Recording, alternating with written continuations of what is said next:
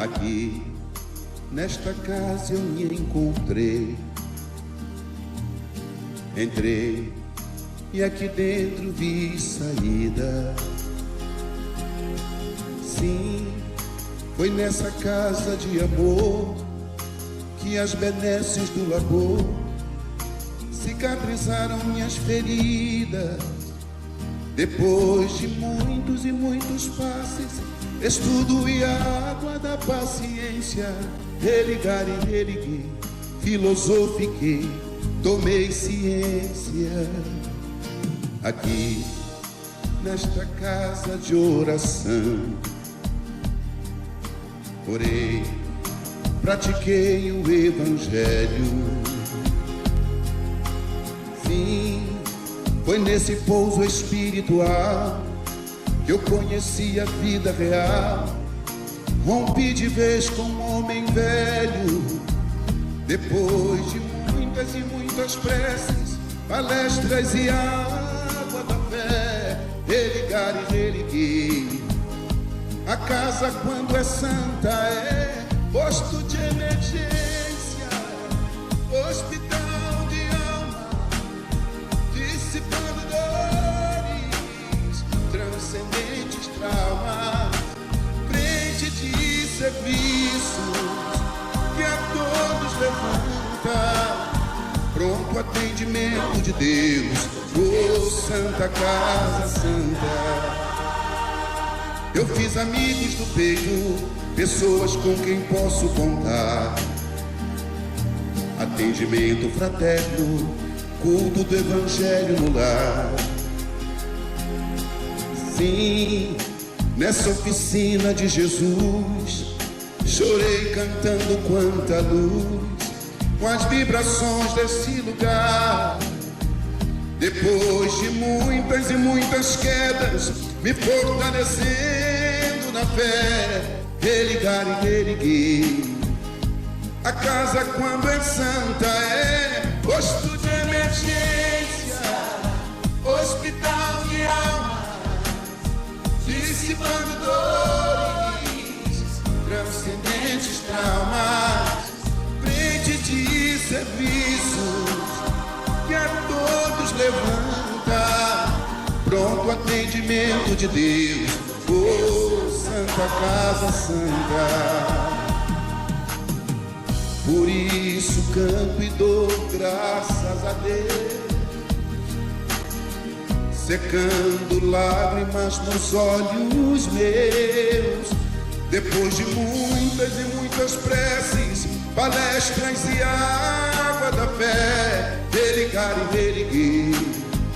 Toda casa, quando é santa, é posto de emergência, hospital de alma, dissipando dores, transcendentes traumas, frente de serviços que a todos levanta, pronto atendimento de Deus, oh Santa Casa Santa.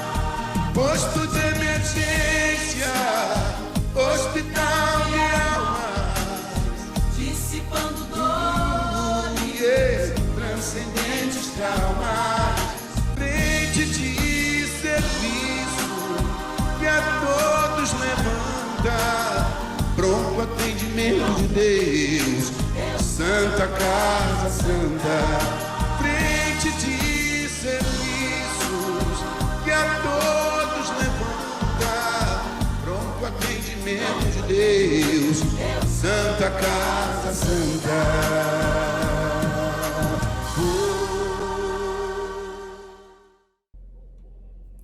Olá, meus irmãos, sejam todos muito bem-vindos à Casa da Paz. É uma alegria estar com vocês novamente. Hoje a nossa palestra é sobre a parábola do bom samaritano e será feita pelo nosso irmão André Matos, que pertence ao grupo espírita Amor e Caridade da cidade de Levi Gasparian. E para a nossa harmonização, nós vamos ter hoje do livro Rumo Certo, de Francisco Cândido Xavier pelo Espírito de Emmanuel, o capítulo 9, O Próximo e Nós. Esperas ansiosamente encontrar o Senhor, e um dia chegarás à divina presença. Entretanto, antes de tudo, a vida te encaminha à presença do próximo, porque o próximo é sempre o degrau da bendita aproximação. Mas quem é o meu próximo? Perguntarás de certo, qual ocorreu ao doutor da lei nas luzes da parábola. Todavia, convém saber que, além do próximo mais próximo, a quem nomeias como sendo o coração materno, o pai querido, o filho de nossa bênção, o irmão estimável e o amigo íntimo, no clima doméstico, o próximo é igualmente o homem que nunca viste, tanto quanto aquele que te fixa indiferente em qualquer canto da rua. É a criança que passa, o chefe que te exige o trabalho, o subordinado que te obedece, o sócio de ideal, o mendigo que te fala à distância. É a pessoa que te impõe um problema verificando-te a capacidade de auxílio. É quem te calunia, medindo-te a tolerância. Quem te oferece alegria, notando-te o equilíbrio. É a criatura que te induz à tentação, testando-te a resistência. É o companheiro que te solicita concurso fraterno, tanto quanto o inimigo que se sente incapaz de pedir-te o mais ligeiro favor. Às vezes, tem um nome familiar que te soa docemente aos ouvidos.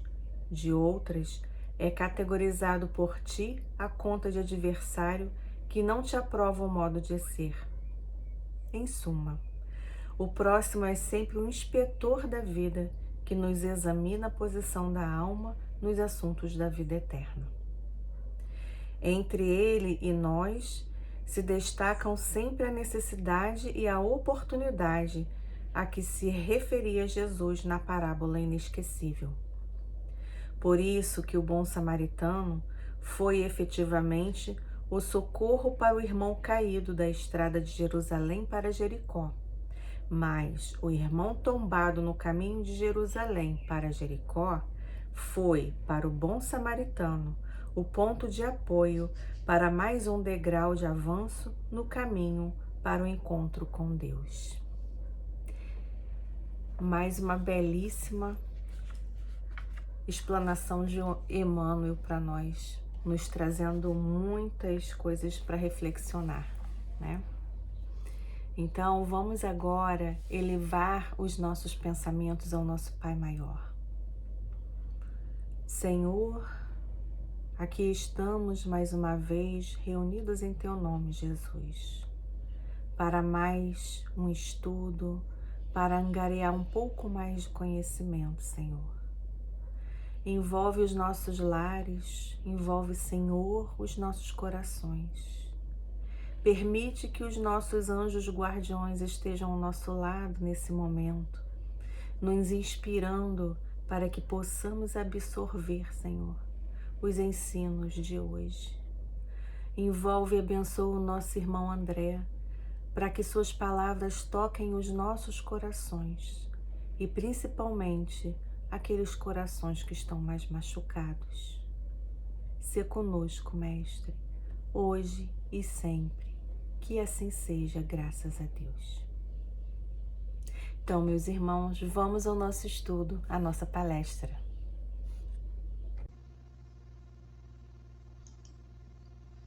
Agradecendo o convite para dividirmos essas reflexões na noite de hoje com os irmãos e irmãs desta casa querida, desejo a todos muita paz.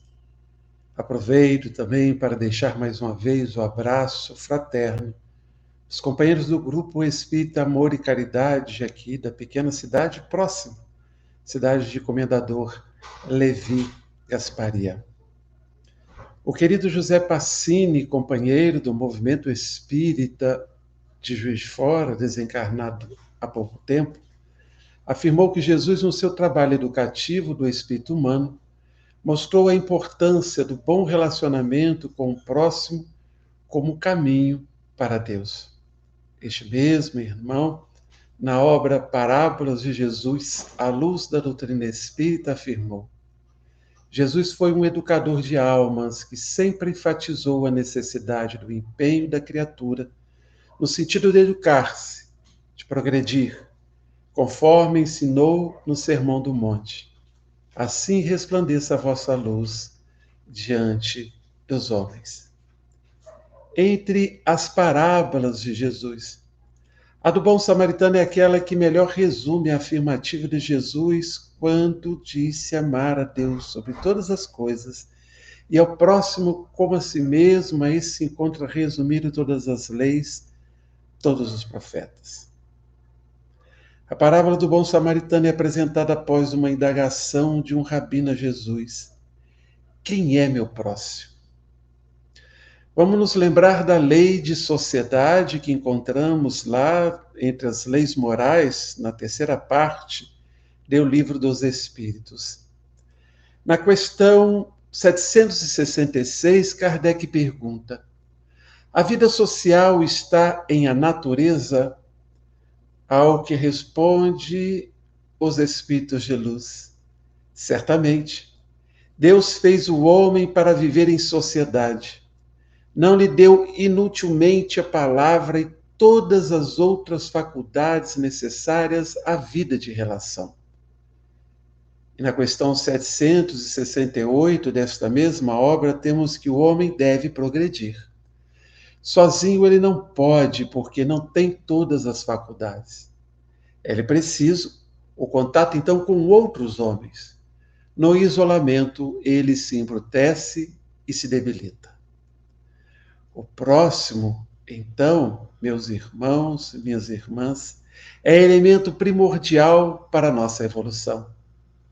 Desta forma, faz-se fundamental para todos nós a compreensão da resposta de Jesus a esta pergunta: quem é o meu próximo? A parábola do bom samaritano se encontra no capítulo 15 do Evangelho segundo o Espiritismo, intitulado Fora da Caridade não há salvação. E no item inicial está lá o de que precisa o espírito para se salvar. Então, logo na introdução, e vamos aproveitar apenas a partir do item 2, está escrito: então, levantando-se, disse-lhe um doutor da lei para o tentar: mestre, o que preciso fazer para possuir a vida eterna? Respondeu-lhe Jesus: que é o que está escrito na lei? Que é o que lês nela? Ele respondeu: amarás o Senhor teu Deus de todo o coração, de toda a tua alma, com todas as tuas forças e de todo o teu espírito, e a teu próximo como a ti mesmo. Disse-lhe Jesus então: respondeste muito bem, faze isso e viverás. Mas o homem, querendo parecer que era um justo, diz a Jesus: quem é o meu próximo? Então Jesus, tomando a palavra, nos traz a parábola do bom samaritano. Um homem que descia de Jerusalém para Jericó caiu em poder de ladrões que o despojaram, cobriram-o de ferimentos e se foram, deixando-o seminovo, semi-morto. Aconteceu em seguida que um sacerdote, descendo por aquele mesmo caminho, o viu e passou adiante. Um levita, que também veio àquele lugar, tendo-o observado, passou igualmente adiante. Mas um samaritano que viajava, chegando ao lugar onde jazia aquele homem e tendo-o visto, foi tocado de compaixão. Aproximou-se dele, deitou-lhe óleo e vinho nas feridas e as pensou. Depois, pondo-o no seu cavalo, levou-o a uma hospedaria e cuidou dele. No dia seguinte, tirou 2 denários e os deu ao hospedeiro, dizendo: trata muito bem deste homem, e tudo o que despenderes a mais, eu te pagarei quando regressar. Ao final dessa parábola, Jesus pergunta: Qual desses três te parece ter sido o próximo daquele que caíra em poder dos ladrões? O doutor da lei, que tinha feito a pergunta, respondeu aquele que usou de misericórdia para com ele. Encerrando Jesus o diálogo, afirmou: faze isso e viverás. A passagem encontra-se no Evangelho de São Lucas, capítulo 10, versículo 25 a 37. Meus irmãos e irmãs, há uma diferença inicial muito importante para a nossa análise. Aliás, entendo eu que tudo o que vem a seguir parte dessa diferença na postura do sacerdote e do levita em relação à do samaritano. Uma postura que revela muito de nós mesmos. O olhar. Escreve Angélica Tostes no livro Na Multidão dos Meus Pensamentos, na multidão dos meus pensamentos dentro de mim. Estava trazendo aí a nomenclatura errada do livro. E por que eu estou afirmando, o nome certo, na multidão dos meus pensamentos dentro de mim? Porque essa é uma obra que foi escrita durante a pandemia para alguns companheiros católicos, evangélicos, está à disposição para ser baixada na internet, e existem alguns artigos muito interessantes. E num desses artigos, então, a Angélica Tostes escreve que o olhar é uma escolha. E ela afirma: percebem, meus irmãos e irmãs, que direcionamos o nosso olhar apenas ao que nos convém? O olhar é a abertura para a experiência da realidade e da vida. Nossos olhos são conduzidos a ver o que queremos, aquilo que nos é importante, e, ao mesmo tempo, isso revela o que vai pela nossa consciência e o nosso coração. O médico espírita Dr. Andrei Moreira escreve que enxerga quem tem retina íntegra, que capta os impulsos luminosos e que os transforma em potenciais de ação que percorrem o nervo óptico até o córtex occipital, onde são interpretados. Essa é a descrição da ciência, mas ele completa. Porém, só vê quem dá sentido particular e coletivo profundo ao que é enxergado, conferindo-lhe valor próprio e movimento interior. Quantas vezes afirmamos: poxa, eu olhei, mas não vi. O não visto, naquele momento, para nós, irmãos e irmãs, não tinha importância nenhuma. Essa autora, Angélica Tostes, nos lembra ainda no seu artigo que fomos acostumados a fechar os olhos para orar. Permanecer no escuro às vezes é mais confortável do que ver as coisas como elas são. Mas essa escuridão nos afasta do outro e, como consequência, nos afasta de Deus. Porque amar a Deus sobre todas as coisas e ao próximo como a si mesmo. Jesus simplesmente nos indicou que o caminho para Deus passa pelo próximo.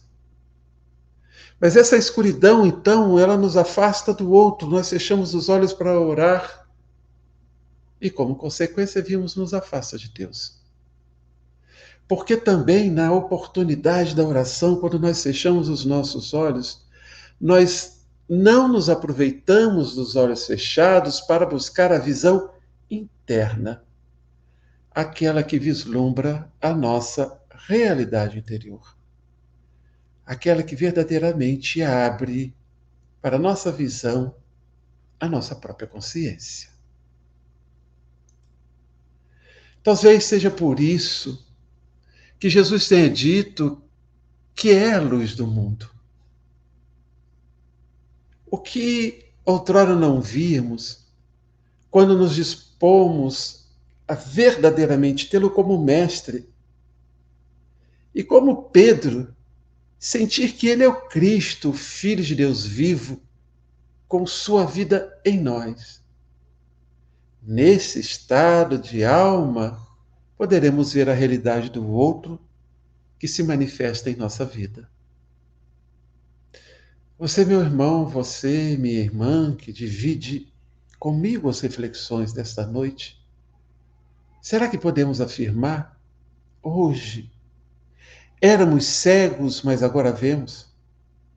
Quando fechamos os nossos olhos em oração, eles se abrem para a realidade do Espírito e não mais para a escuridão que perturba, não mais para a escuridão que também nos impede de ver o próximo, escuridão que nos impede de ver a nós mesmos, presos no orgulho e no egoísmo, nos impedindo também de enxergar o próximo. O olhar nos conecta para algo além de nós mesmos.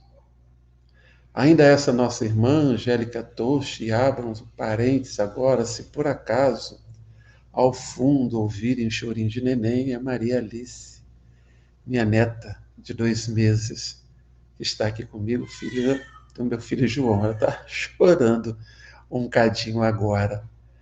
Mas esse é um som que nos envolve o coração de muita esperança e de muita alegria. Então essa irmã ainda escreve: para a fé cristã fazer sentido em nossas vidas, ela deve estar enraizada na vivência profunda com o mundo. Então, meus irmãos, são os olhos que enxergam e as mãos que agem.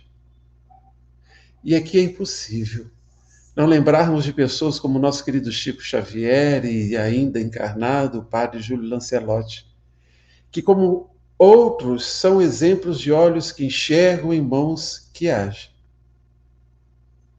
Diz a nossa irmã: imagino eu que o olhar de Jesus deveria ser de alguém atento.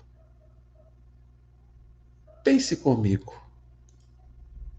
Ele olhou a multidão, teve compaixão e perguntou aos discípulos se tinha algo para alimentar aquelas pessoas que o ouviam.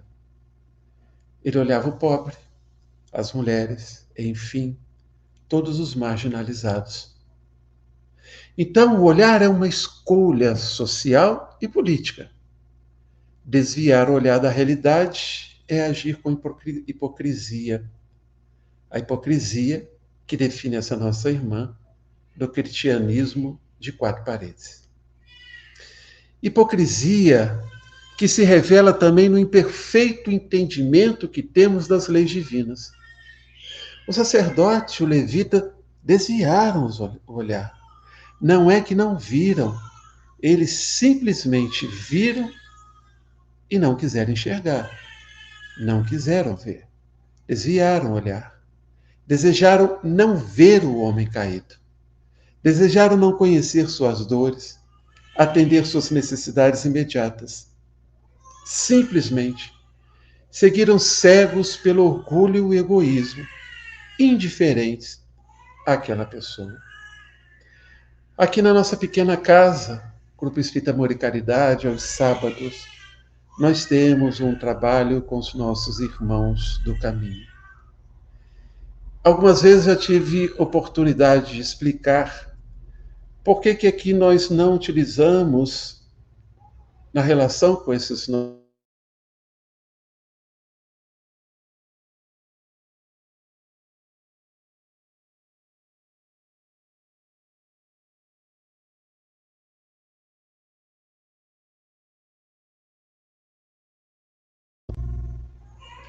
Desculpe, infelizmente a minha internet ainda dá esses tempos de congelamento. Mas voltemos então. Maria Alice está berrando, acho que ela está com fome. Mas aqui no GEAC, então, nós consideramos esses irmãos justamente como, assim, irmãos do caminho. Por que evitamos as palavras assistidos? Porque, no fundo, assistidos ou necessitados de assistência, somos todos nós.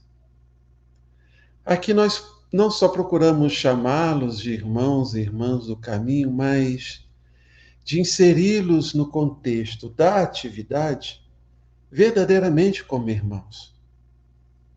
Atuarmos de forma a atendê-los, não com indiferença, não numa posição de superioridade, mas mostrar a eles que ali naquela casa a presença de Jesus faz de forma igual para todos. Nos nossos processos de atendimento aos irmãos do caminho, nós temos que perceber quando nossas ações às vezes impõem a esses nossos companheiros a vergonha de estar ali, de serem vistos como alguém que precisa de algo que, infelizmente, eles ainda não possuem condição de atender por si mesmos. Às vezes, desta forma, nós nos apresentamos a eles numa situação de superioridade. E quando, na verdade, nós somos, como aqui bem analisamos, somos também aqueles que precisam da assistência. Me lembro do nosso querido Vanderlei Chaves, de Miguel Pereira, contando uma vez, estando na casa espírita, lá em Governador Portela, e a casa espírita lá é muito bonita, né? Tem um jardim, aqui eles se conhecem, tem um jardim amplo, um terreno amplo, né? Antes de chegar à sede. Então ele estava lá com os irmãos do caminho, quando de repente uma companheira de trabalho chega do portão, e do portão mesmo ela grita, segurando um saco de 1 quilo de feijão, dizendo assim: Vanderlei, eu trouxe esse feijão para você doar para as pessoas, porque eu não consigo cozinhar ele de jeito nenhum na panela de pressão, não consigo cozinhá-lo. Então eu dou um feijão, eu estou doando algo para alguém que eu, com panela de pressão, muitas das vezes com fogão a gás em vez de fogão a lenha, não consigo cozinhar. Estou doando não aquilo que vem de mim, mas aquilo que eu não quero. Há uma diferença muito grande quando o nosso olhar vê em toda e qualquer pessoa um irmão do caminho. Este é um dos males da nossa sociedade. E é fruto do nosso egoísmo e do orgulho, a indiferença, que torna o outro invisível. Simone de Beauvoir, escritora, intelectual, filósofa, existencialista, ativista política, feminista e teórica social francesa, cunhou o conceito de invisibilidade social, que diz respeita a marginalização de certos grupos perante a sociedade. Este pensamento tem sido aplicado, em geral, quando se refere a seres socialmente invisíveis, seja pela indiferença, seja pelo preconceito, o que nos leva a compreender que tal fenômeno ele atinge principalmente aqueles que estão à margem da sociedade, porque é justamente o preconceito, a indiferença que tornam essas pessoas ditas marginais. E são marginais porque estão à margem da sociedade. São os ditos, então, marginalizados, aqueles com os quais Jesus mais esteve presente. A invisibilidade social, meus irmãos e minhas irmãs, é como um apagamento da existência de uma pessoa ou de um grupo de pessoas do espaço social em que ela está inserida. E pode ocorrer também com relação a um membro da nossa família. Atualmente é possível identificar uma série de situações em que ocorre um afastamento familiar. O meu esforço de não entendimento faz com que eu me afaste daquele parente, daquele próximo, com que eu não consigo conciliar minha consciência, meus sentimentos, minhas ações, com as ações desse querido companheiro. O tema da invisibilidade de certas pessoas e profissionais inspirou, certa feita, até uma tese de doutorado em psicologia social. Vejam que experiência interessante. Durante 10 anos, vejam bem, 10 anos, o pesquisador Fernando Braga da Costa, ele se vestiu de gari ao menos uma vez por semana para vivenciar o dia a dia da profissão e conversar com quem depende dela para sobreviver. E entre muitas constatações que ele fez está de que apenas por colocar a roupa de gari, ele se tornava quase que automaticamente invisível. Muitos colegas e professores que conviviam com ele na Universidade de São Paulo, a USP, é uma das maiores universidades do país, ao verem no vestido de gari varrendo as ruas da própria universidade, já o não reconheciam. Certa feita, ele participou de um programa, foi entrevistado, ele disse que às vezes adentrava a própria sala e as pessoas não reconheciam porque ele estava vestido de gari. Essa invisibilidade é uma expressão construída historicamente a partir de dois fenômenos psicossociais, nos dizem os estudiosos dessa área. Quais são esses dois fenômenos? A humilhação social e a reitificação. A reitificação, meus irmãos e irmãs, é a transformação do indivíduo em uma coisa.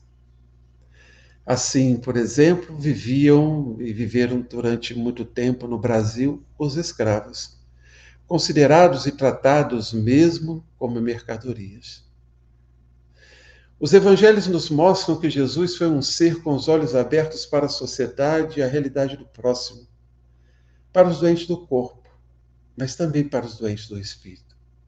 Mas ele curou verdadeiramente apenas aqueles que tinham os olhos de ver. Só conseguimos olhar com clareza quando nos aquietamos com a dor do outro, quando nos preocupamos com a dor do outro, quando compreendemos o momento evolutivo do outro. Muitos de nós cristãos espíritas temos ações cegas, sim, ações cegas quando, por exemplo, nos falta uma sensibilidade na linguagem, com termos e conceitos depreciativos. Ações cegas quando apoiamos o que é contrário ao que orienta a doutrina espírita na relação com o outro. Preconceito, violência. Tantos absurdos que vivemos nos dias de hoje. Ações cegas, meus irmãos e irmãs, quando estimulamos a criação de guetos de pensamento e não uma comunidade plural. Cegas quando enxergamos o próximo apenas com os olhos da matéria, circunscrito ao tempo efêmero de uma vida, esquecendo da dimensão espiritual de todos nós.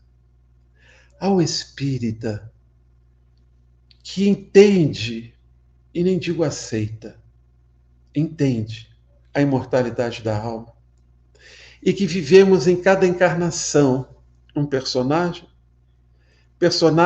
e experiência encarnatória necessária para o processo de educação de nossas consciências, não temos como aceitar nenhum tipo de preconceito em nossas ações e pensamentos. Seja por etnia, seja por gênero, seja por religião, seja por questões econômicas, nenhum tipo. Questões de etnia. Hoje faço parte nessa encarnação e encarnei na etnia branca. Porque junto com outras características, o lugar onde nasci, as pessoas com quem eu convivo, meus pais, irmãos, familiares, o local onde eu trabalho, todos são campos de aprendizado e de educação da nossa consciência. Se for necessário, para minha evolução espiritual, retornar numa próxima encarnação, na etnia negra, por exemplo, o que vai me impedir? Então, o preconceito, meus irmãos, que faz parte desse processo da invisibilidade social e que estava no coração também daqueles dois personagens que não pararam para atender o próximo. A parábola do bom samaritano ressalta o sentimento fraterno e a prática do bem como padrão da verdadeira fé. Jesus mostra que a verdadeira prática no bem, a verdadeira caridade, só é vivenciada quando nos compadecemos dos que sofrem. Quando o nosso olhar realmente encontra com a dor do outro. Todos os benefícios que o samaritano produziu ao ferido foram gestos de bondade, desencadeados pelo sentimento da compaixão. Mas isso ocorreu apenas porque ele viu o outro diferente do sacerdote e do levita, que, indiferentes, preferiram não ver. Há uma nítida preocupação do bom samaritano de que o doente se recupere integralmente, cuidando dele diretamente ou, como narra Jesus, à distância, por intermédio do homem da hospedaria. O bom samaritano não procedeu com julgamentos tão comuns em todos nós. Como temos facilidade de apontar o dedo. Aí eu me lembro daquela musiquinha da evangelização, quando eu aponto o dedo para o vizinho, eu tenho os 3 aqui voltados para mim. Nós temos uma facilidade muito grande de julgar os outros. O bom samaritano, meus irmãos e irmãs, não procedeu com julgamentos, nem estabeleceu critérios próprios para afirmar o que aquele homem precisava ou não. O bom samaritano simplesmente amou. Perceberam isso? Ele não estabeleceu critérios. Quantas das vezes nós estabelecemos critérios? Eu só ajudo fulano se fulano fizer e agir assim como eu quero. Eu só aceito o comportamento de ciclano e convivo com ele se ele pensar e agir exatamente como eu acho que é certo. Quem sou eu para estabelecer regras? Se nós não vivenciamos a totalidade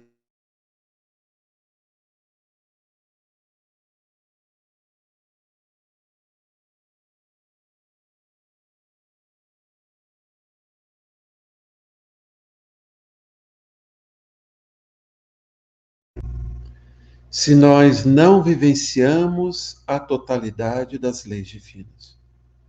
Cobramos dos outros aquilo que não possuímos em nós. O bom samaritano, como disse, não procedeu com julgamentos. Ele apenas olhou o próximo e amou.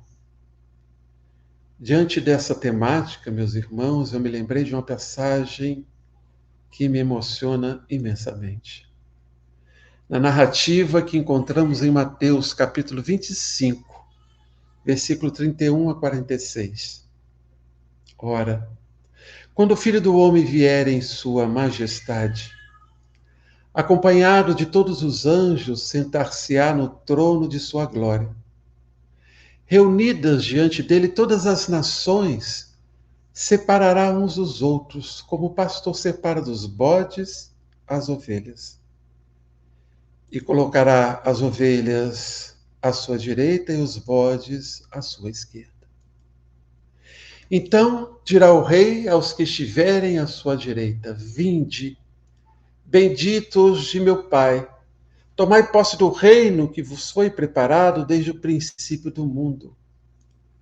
Porquanto tive fome e me deste de comer, tive sede e me deste de beber, careci de teto e me hospedastes. Estive nu e me vestistes, achei-me doente e me visitaste, estive preso e me foste ver.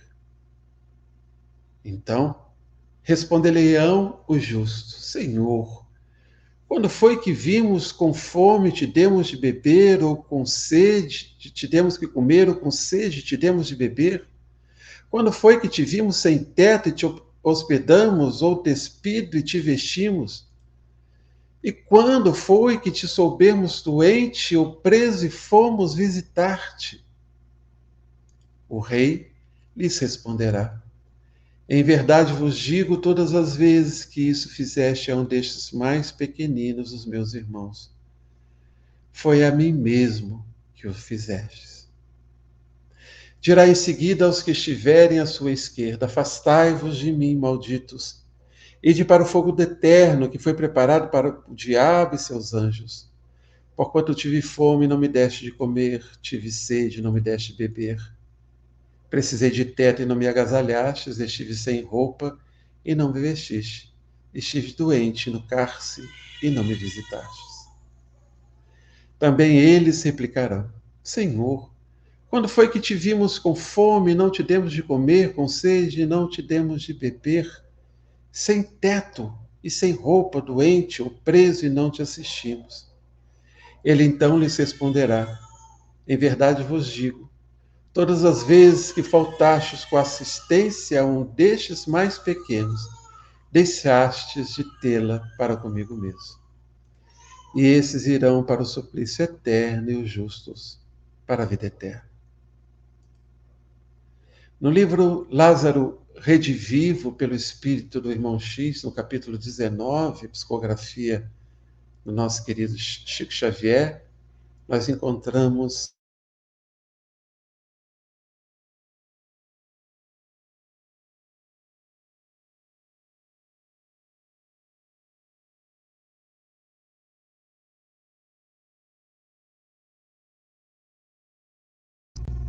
repetindo então, no livro Lázaro Redivivo, pelo Espírito Irmão X, capítulo 19, psicografia de Francisco Cândido Xavier, lá encontramos. É por isso que a caridade, antes de tudo, pede compreensão. Não basta entregar os haveres ao primeiro mendigo que surge à nossa porta, para significar a posse da virtude sublime. É preciso entender-lhe a necessidade e ampará-lo com amor. Desembaraçar-se dos aflitos, oferecendo-lhes o supérfluo, é livrar-se dos necessitados de maneira elegante, com absoluta ausência de iluminação espiritual. A caridade é muito maior que a esmola. E isso, meus irmãos e irmãs, quem nos ensinou foi o bom samaritano. Quem é Jesus? Jesus é o bom samaritano de todos nós, porque tem por todos os filhos de Deus um olhar de compaixão, compreensão e amor. Olhar de compaixão que devemos exercitar todos os dias. Cuidemos do nosso coração.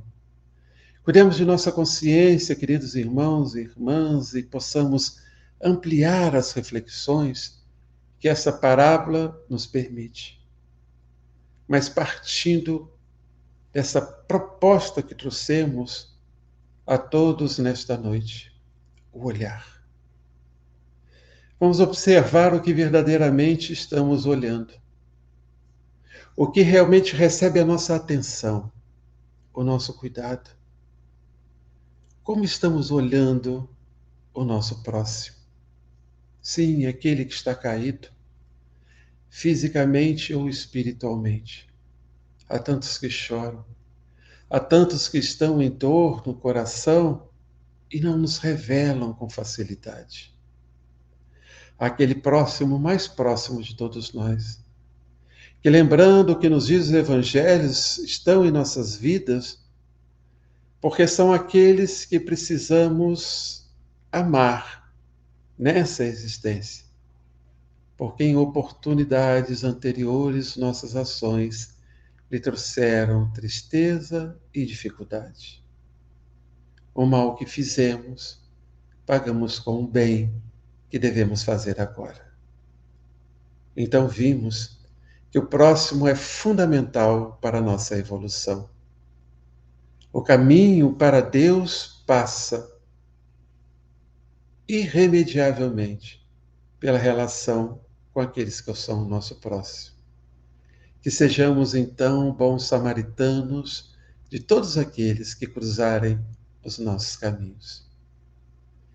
Queria agradecer a atenção, carinho, pedir desculpas pelas dificuldades da internet, Agradecer mais uma vez a oportunidade de retornar a esta casa ainda pelas vias, né, da internet, pelo contato que a tecnologia nos permite. Convidando a todos que possamos encerrar esse nosso encontro através da oração. Bendito seja Jesus pela oportunidade que nos concedeste de encontrarmos novamente a Boa Nova, os seus ensinamentos à luz dessa doutrina, que é roteiro de luz e de amor para a nossa caminhada. Temos tanto que mudar. Temos tanto que aprender e mais do que aprender, temos tanto que viver. Mas contamos com seu amor, com sua paciência, com o carinho dos amigos espirituais que nos estimulam à caminhada feliz, ao processo de educação de nossas almas. Por isso, nesta noite, neste momento, depois de refletirmos nas palavras que vieram do mais alto, nós pedimos: esteja sempre conosco.